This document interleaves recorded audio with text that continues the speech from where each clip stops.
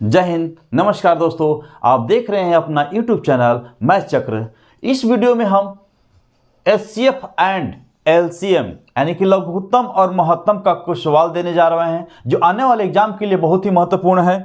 Question पर आते हैं, देख लेते हैं क्वेश्चन। 216, 288 तथा 720 का महत्तम समाप्त वर्ग क्या होगा। एक चीज ध्यान रखिए, सबसे सिंपल तरीका से 216 यानी कि सबसे छोटे में, इसके बाद थोड़ा सा बड़े वाले में भाग लगाते हैं ट्रेडिशनल तरीका से। थोड़ा सा 216 एकम 216, क्योंकि ये आसान है, इसी के चलते लेके चल रहे हैं। 72 से फिर 216 में कितने बार में, 2 3 6 यानी कि 3 बार में। फिर 72 से 720 भी दिया है तो 720 10 बार में कट जाएगा, तो उसके हिसाब से HCF मेरा हो जाएगा HCF 72, जो ऑप्शन में है आंसर। एक और क्वेश्चन देखते हैं दोस्तों, बहुत ही इंपॉर्टेंट क्वेश्चन। 7/9, 14/15, 7/10 का महत्तम समापवर्तक कितना होगा। ऐसी स्थिति में अगर बटा दिया हो तो ऐसी स्थिति में क्या करेंगे, जो ऊपर वाला भाग है यानी कि अंश का हम LCM नहीं मसा निकालेंगे यानी कि HCF निकालेंगे, और हर जो है उसका LCM निकालेंगे। तो यानी कि 7/9 लिख देते हैं, 1 मिनट। 14/15, 7/10। ऐसी स्थिति में जो अंश है 7 14 7, इसका क्या करेंगे, HCF निकालेंगे। तो इसका HCF निकालेंगे तो कितना आ जाएगा, HCF 7 ही आ जाएगा। और नीचे वाला जो भाग है 9 15 10, इसका LCM कैसे निकालेंगे। अब देखिए, एक लंबा तरीका भी होता है, शॉर्टकट। एक चीज दिमाग में यह रखना है कि LCM कभी भी सबसे भाग लग जाना चाहिए, वो LCM हो जाता है। तो अगर हम सबसे बड़ा अंक 15 है तो 15 दूनी 30 रखते हैं, 9 से भाग लेगा, नहीं लेगा। 15 तिया 45, 10 से नहीं लेगा। 15 चौके 60, 9 से नहीं लेगा। 15 दहा में 150, फिर 9 से नहीं लेगा। तो इस स्थिति में क्या करेंगे, हम ऐसा अंक चुनेंगे हम जिसका 9 15 और 10 से भी भाग लगेगा। तो 15 छक्का 90 यानी कि 90 LCM ले लेंगे, तो मेरा दोनों से भाग 9 दहा में 90, 15 छक्का 90, 10 9 90। नहीं तो अगर ऐसा नहीं क्लियर हो रहा है तो 9 15 10 का LCM निकाल लेंगे। 3 3 के 9, 3 5 15 10, 3 5 का 5, 5 दूनी का 10, 3 दूनी का 6, 5 30 90। इस स्थिति में डायरेक्ट निकाल लेंगे ताकि आप लोग को कंफ्यूजन हो। यानी कि मेरा HCF यानी कि मौसा कितना हो जाएगा, महत्तम समापवर्तक 7/90 आंसर। एक और क्वेश्चन देख लेते हैं दोस्तों। 9/10, 12/25, 18/35, 21/40 का महत्तम समापवर्तक कितना है। ऑप्शन दिया हुआ है 3/5, 3/1400, 9/100, 252/5। तो उस स्थिति में क्या करेंगे, जो अंश है उसका HCF निकाल लेंगे। तो अंश कितना है, 9 12 18 21, इसका HCF कितना हो जाएगा। ऐसी छोटी संख्या जो सबसे भाग लग जाए, सब में भाग लग जाए, तो 3 से भाग देंगे तो 9 में भी लग जाएगा, 12 में, 18 में भी, 21 में लग जाएगा। तो मेरा HCF कितना हो जाएगा, उस हिसाब से HCF मेरा हो जाएगा 3। लेकिन LCM 10 25 35 40 है, तो उसके हिसाब से हम LCM भी निकाल लेंगे, वही लंबा तरीका। लेकिन ऑप्शन के हिसाब से अगर देखेंगे हम तो 5 आएगा तो 25 से भाग नहीं लगेगा, 100 भी आएगा 35 से भाग नहीं लगेगा। तो उस स्थिति में क्या करेंगे, 1400 है ऑप्शन में, बी नंबर में 1400 है बटा में, तो उसका LCM कितना हो जाएगा, 1400 हो जाएगा। अगर 1400 में हम भाग लगाए किसी भी अंक से, तो जो इसमें हर में है तो सब में भाग लग जाएगा। तो इसका आंसर क्या होता, कितना हो जाएगा, तो 3/1400 आंसर। ये भी ध्यान रखना है, थोड़ा सा लॉजिक टाइप भी अपना लगाना है ताकि ऑप्शन से भी हम उसको पकड़ लें। एक और क्वेश्चन देखते हैं। 3 संख्याएं 1:2:3 के अनुपात में है तथा महत्तम समापवर्तक 12 है। ये संख्याएं क्या है? बहुत ही आसान क्वेश्चन। अगर अनुपात दिया है 3 संख्या का, महत्तम समापवर्तक दे दिया है 12, बस डायरेक्ट गुना कर देंगे। 12 एकम 12, क्योंकि 1:2:3 दिया है, तो 12 एकम 12, 12 दूनी का 24, अब बढ़ती 36, यही संख्या हो जाएगी। इसमें ज़्यादा सोचने की जरूरत ही नहीं है कि अगर एक महत्तम मिल जाए, बस 3 संख्या का अनुपात मिल जाए, डायरेक्ट गुना कर देंगे, वही संख्या हो जाएगा। एक और क्वेश्चन देखते हैं दोस्तों। 0 तथा 6 का महत्तम समापवर्तक कितना है? ऑप्शन 0, 6, 3, अपरिभाषित। अगर 0 से तथा किसी भी अंक से कह दे महत्तम समापवर्तक, हमेशा ही ऑप्शन में अपरिभाषित रहेगा, वही आंसर हो जाएगा। अगर 0 से कह दे तो क्या हो जाएगा आंसर? अपरिभाषित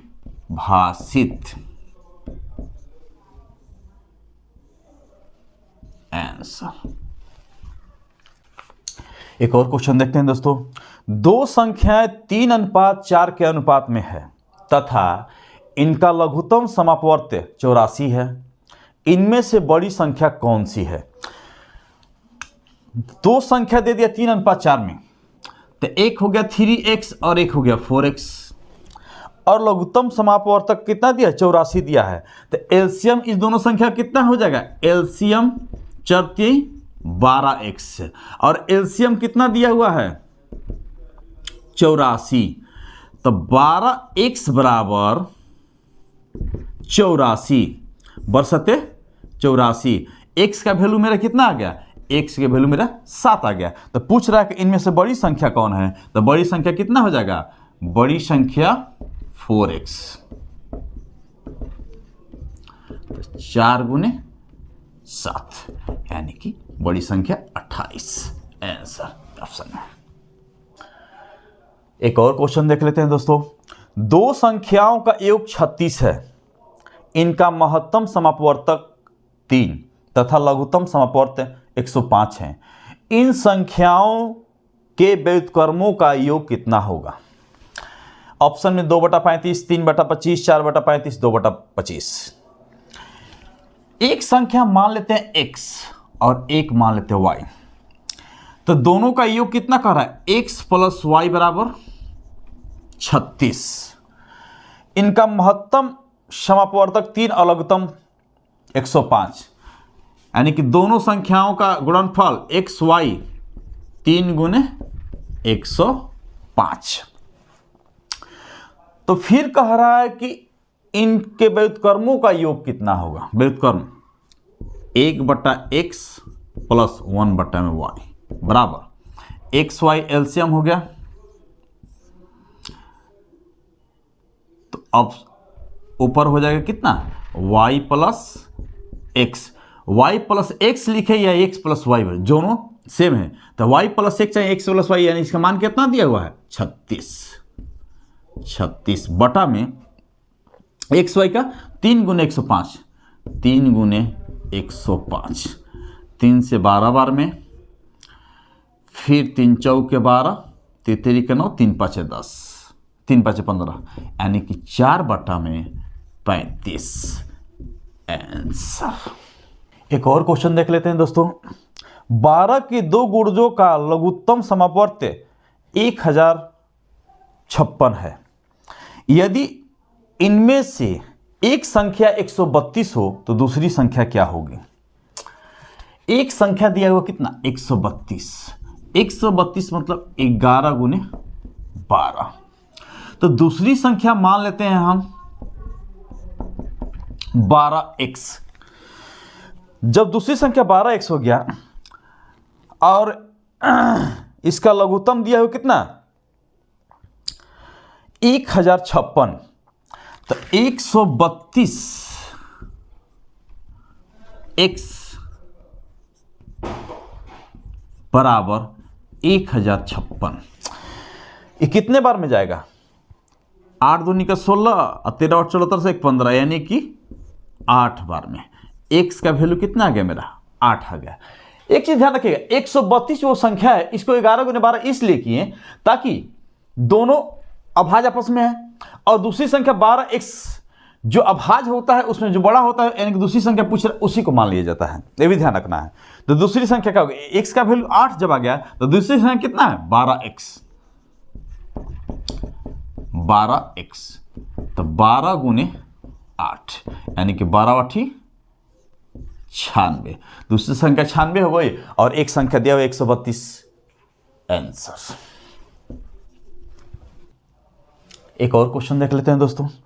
3 अंकों वाली दो संख्याओं का महत्तम समापवर्तक 17 तथा लघुत्तम समापवर्तक 714 है। एचसीएफ 17 और एलसीएम 714 समझाने के लिए लिख रहे हैं, ध्यान दीजिएगा। इन संख्याओं का योग कितना होगा? ऑप्शन में जब दिया है 289, 391, 221, 731। तो महत्तम समापवर्तक यानी कि दिया 17, यानी कि एक संख्या 17A और दूसरी 17B। तो 17A और B, यह भी ध्यान रखना है, A और B दोनों अभाज्य संख्या है, अभाज्य संख्या A और B, यह ध्यान रखना है। तो दोनों संख्याओं का योग कितना होगा? एक चीज ध्यान रखना है, तो 17A गुने 17B दोनों संख्याओं का गुणनफल बराबर एलसीएम गुने एलसीएफ चाहे एचसीएफ गुने एलसीएम 714। एक 17 से एक 17 कैंसिल, ये कटा देते हैं, कितने बार में जाएगा? 17 तिया 51, 17 चौके 68 और 17 दूनी का 17 चौके 68, 17 दूनी का 34, यानी कि A गुने B बराबर 42। अब 42 को दोनों ए बी अभाज्य संख्या है तो 6 गुने 7, A के लिए 6 और B के लिए 7, यह ध्यान रखना है। दो संख्या ए बी अभाज्य संख्या ले लिए 17A 17B और 17A गुने 17B बराबर दोनों का गुणनफल कटा दिए यानी कि 42। तो A कितना 6 गुने 7 दोनों अभाज्य संख्या, A के लिए 6 और B के लिए 7। तो क्या पूछ रहा है? इन संख्याओं का योग कितना होगा? तो योग जब पूछ रहा है 17A एक संख्या है तो 17 छक 73 से 102 और एक 17B है तो 17 7 19 से 119, जोड़ देते हैं 9 2 11 1 1 2 2 221। इन संख्याओं का योग कितना होगा? तो दोनों को जोड़ दिए 221 जो ऑप्शन में दिया हुआ है। अगला एक और क्वेश्चन देख लेते हैं दोस्तों। दो संख्याओं के महत्तम समापवर्तक तथा लघुत्तम समापवर्तक क्रमशः 12 तथा 72 है। यदि इन संख्याओं का योग 60 हो तो इनमें सबसे छोटी संख्या कौन सी है? इनमें छोटी संख्या कौन सी है? 12 24 60 72 ऑप्शन में दिया हुआ है। तो दो संख्याओं का योग कितना दिया है? 60। तो A और B दो संख्या दोनों का योग 60। अब ध्यान दीजिएगा, दोनों संख्याओं का गुणनफल बराबर महत्तम गुने एलसीएम चाहे महत्तम गुने लघुत्तम चाहे एचसीएफ गुने एलसीएम 12 गुने 72। जब 12 गुने 72 दिया हुआ है तो हमको अगर दोनों संख्याओं का योग 60 निकाल दें, एक और तरीका है लेकिन लॉन्ग है, इससे हम और ट्रिक समझते हैं, ध्यान दीजिएगा। अगर ऐसा कर दे कि इसको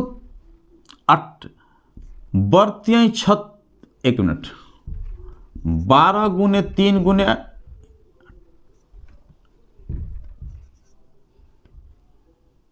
24, क्योंकि 24 से 72 हो जाएगा।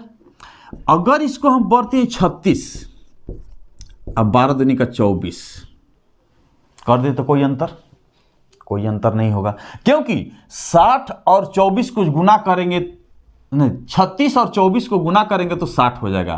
तो एक संख्या 36 और एक संख्या 24। तो क्या पूछ रहा है? सबसे छोटी संख्या। तो अगर इसमें सबसे छोटी संख्या कौन सी है? मेरा 24। एक बार में आंसर इतना। अगर यही एक और तरीका है जिसमें द्विघात बनेगा, वो लंबा थोड़ा जाएगा, लेकिन लंबा नहीं बनाना है।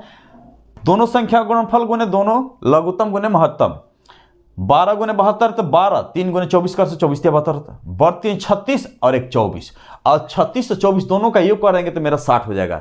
जब 60 से मेरा ऑप्शन ये आ गया कि 60 हो जाएगा योग, तो इसी दोनों संख्या में पूछ रहा है, तो इसी दोनों संख्या में मेरा सबसे छोटी संख्या मेरा 24 हो जाएगी, आंसर हो जाएगा। एक और क्वेश्चन देख लेते हैं दोस्तों, इस वीडियो का लास्ट क्वेश्चन है। ऐसे और भी हम आप लोग के लिए क्वेश्चन ला रहे हैं, हर टॉपिक में लाएंगे ताकि आप लोग को कोई भी एग्जाम में दिक्कत ना महसूस हो, ये चीज़ ध्यान रखिएगा। देख लेते हैं क्वेश्चन।